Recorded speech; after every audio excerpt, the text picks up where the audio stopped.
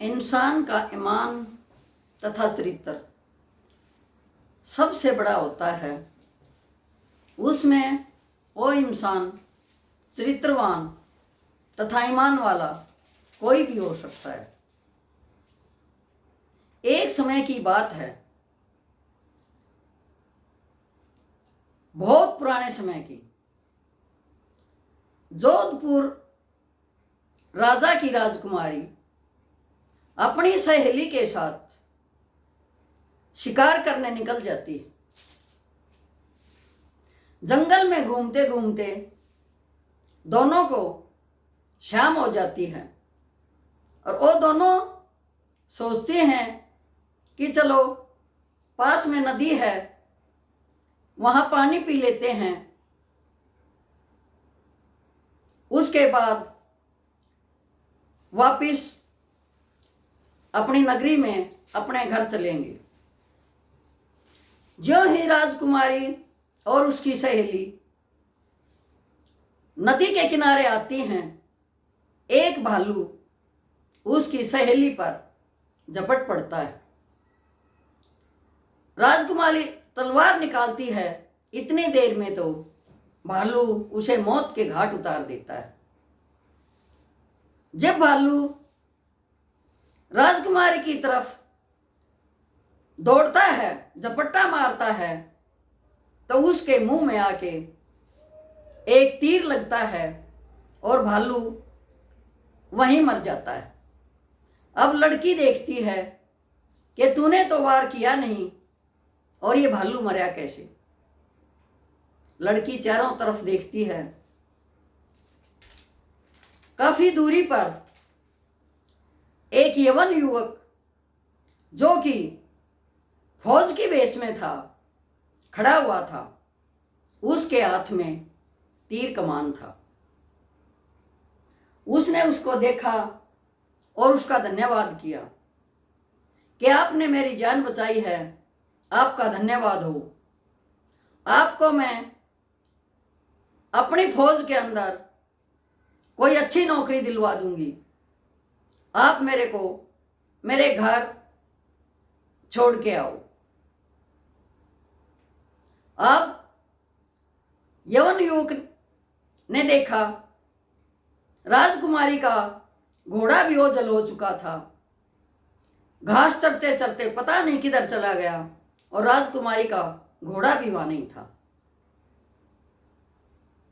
अब यवन युवक कहता है कि राजकुमारी मेरे घोड़े के पीछे पीछे आ जा, मैं घोड़े पे नहीं बिठाऊंगा आपको और हम तुम्हारे नगर चलते हैं।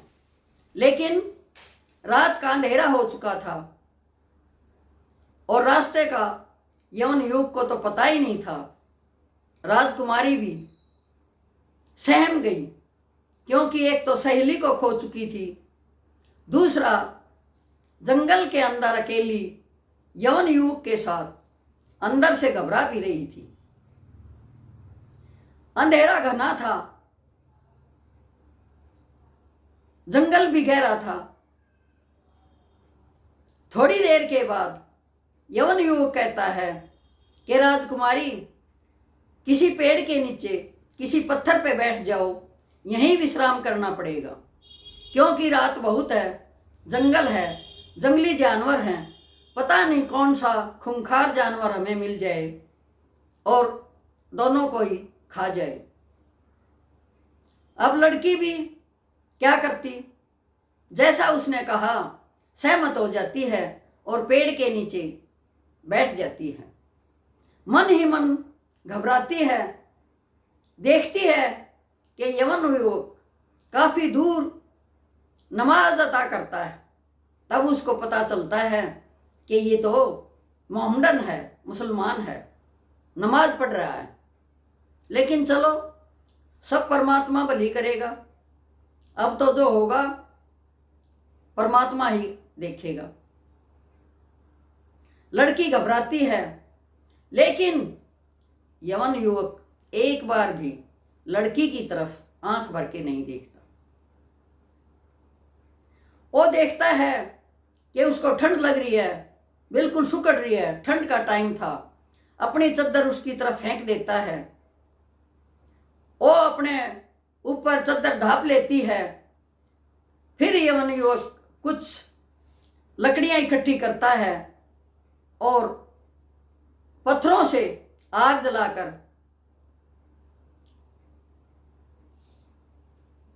आग जला देता है। खुद काफी दूर जाके अलग से कुछ लकड़ियां इकट्ठी करके आग जलाता है, वहां बैठ जाता है। लड़की कभी सोती है, कभी यवन युवक की तरफ देखती है, क्योंकि लड़की के मन में पाप था। देखती है कि यवन युवक आग के पास बैठा हुआ है, लेकिन उसने अपनी कटारी निकाल के अपने पैर को घायल कर लिया और उसको सहला रहा था। ऐसा करते करते दिन निकल आया और सूर्य निकलते ही यवन युवक ने लड़की से कहा कि चलो मैं आपको आपके घर तक छोड़ के आता हूँ। अब लड़की भी हैरान थी कि जो कुछ भावना थी, जो सुना हुआ था, उससे बिल्कुल अलग था। अब लड़की पीछे चलती है, यवन युवक आगे चलता है। एक गांव दिखाई देता है, वो उन्हीं के रजवाड़े का गांव था। लड़की कहती है इस गांव में चलो। उस गांव में जाते हैं। उस गांव के प्रधान को लड़की बुलाती है और कहती है कि आप मेरे लिए घोड़ा लेके आओ, मैं अपने पिता के घर जाऊंगी।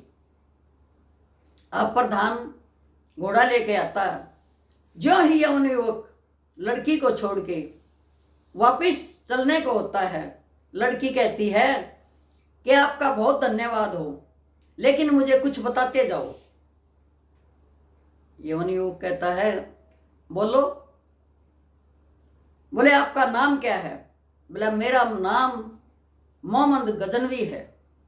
मैं हिंदुस्तान में लूटपाट के इरादे से आता हूँ और लूटपाट करके वापिस चला जाता हूँ। बोले आपने अपने मन पर काबू कैसे किया? मैं आपके साथ रात को अकेली थी, जवान और सुंदर कन्या हूँ, लेकिन फिर भी आपने अपना ईमान का धर्म निभाया। कैसे निभाया? तब मोहम्मद गजनवी ने कहा ये देखो मेरा पैर, मैंने कटारी से अपना ही पैर घायल किया ताकि मेरा मन इधर उधर न जाए और अपने ही दर्द में तड़फता रहे।